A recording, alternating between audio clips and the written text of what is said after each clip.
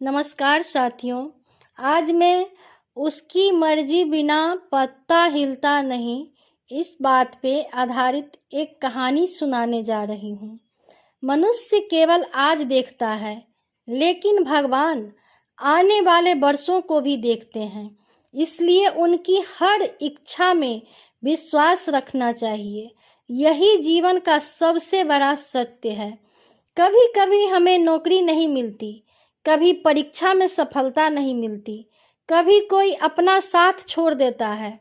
उस समय हमें लगता है कि भगवान ने हमारी प्रार्थना नहीं सुनी, लेकिन कौन जानता है कि वही असफलता हमें किसी बड़े संकट से बचा रही हो।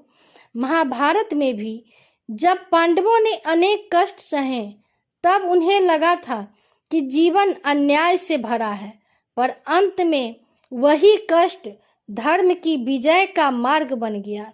इसी प्रकार भगवान श्री कृष्ण ने सिखाया कि मनुष्य का अधिकार केवल कर्म करने में है, फल पर नहीं है। इसलिए अपना श्रेष्ठ कर्म करते रहिए और परिणाम ईश्वर पर छोड़ दीजिए। जिस द्वार को भगवान बंद करते हैं, उसके पीछे अक्सर किसी बेहतर द्वार की तैयारी होती है। जिस रास्ते पर रुकावट आती है, संभव है आगे कोई बड़ा संकट छिपा होगा, और जिस इच्छा को भगवान पूरा नहीं करते, संभव है वह हमारे हित में ही ना हो। इसलिए कभी भी परिस्थितियों से हार मत मानिए। जब तक रास्ते बंद दिखाई ना दें, तब भी भगवान का नाम जपते रहिए। जब कोई साथ ना दे, तब भी विश्वास रखिए। जब आंसू रुकने का नाम न ले, तब भी प्रार्थना कीजिए, क्योंकि ईश्वर मौन रह सकते हैं, लेकिन अपने भक्त का साथ कभी नहीं छोड़ते। तो आइए आज हम लोग जानते हैं कि उनकी मर्जी बिना पत्ता हिलता नहीं। हे प्रभु, हमें इतना धैर्य दीजिए कि हम आपकी इच्छा को स्वीकार कर सकें। हमें इतना विवेक दीजिए कि हर परिस्थितियों में आपका संदेश समझ सके, और हमें इतनी शक्ति दीजिए कि सुख दुख दोनों में आपका नाम लेते रहें। इसी विश्वास के साथ कहिए, ईश्वर की इच्छा सर्वोपरि है। जो प्रभु करते हैं वही हमारे परम कल्याण के लिए होता है। बोलिए प्रेम से श्री रामचंद्र भगवान की जय, श्री कृष्ण भगवान की जय, भोलेनाथ शंकर बाबा की जय। जय श्री राम, जय श्री कृष्ण, जय भोलेनाथ। आज की यह कथा केवल एक कहानी नहीं है, बल्कि जीवन का वह सत्य है जिसे समझ लेने के बाद मनुष्य दुख में भी मुस्कुरा सकता है। ईश्वर की मर्जी के बिना पत्ता भी नहीं हिलता, परंतु जब जीवन में विपत्ति आती है, तब यही वाक्य सबसे कठिन लगने लगता है। उस समय मन पूछता है कि यदि भगवान दयालु हैं, तो मेरे साथ क्यों नहीं है। आज की कथा उसी प्रश्न का उत्तर देगी। बहुत समय पहले हिमालय की तलहटी पे एक सुंदर गांव था। उसी गांव में गोपाल दास नाम का एक साधारण किसान रहता था। उसके पास न बहुत धन था, न ऊंचा घर था, न खेत थे। किसी तरह अपने जीवन को बड़ी प्रसन्नता पूर्वक व्यतीत कर रहा था। लोग उससे पूछते थे, गोपाल, तेरे पास कुछ भी नहीं है, फिर भी तू हमेशा मुस्कुराता क्यों रहता है। गोपाल हाथ जोड़कर कहता, जिसके सिर पर भगवान का हाथ हो, उसे और क्या चाहिए। मैं मेहनत करता हूँ, बाकी सब ईश्वर पर छोड़ देता हूँ। हर सुबह सूर्योदय से पहले वह मंदिर जाता, दीप जलाता और प्रार्थना करता कि हे प्रभु, मुझे वही देना जो मेरे लिए उचित हो। यदि मेरी इच्छा और आपकी इच्छा अलग हो, तो मेरी नहीं, आपकी इच्छा पूरी हो। मंदिर के बाहर बैठे कुछ लोग उसका मजाक उड़ाते। एक व्यक्ति बोला, देखना, एक दिन यही भगवान इसे भूखा छोड़ देंगे।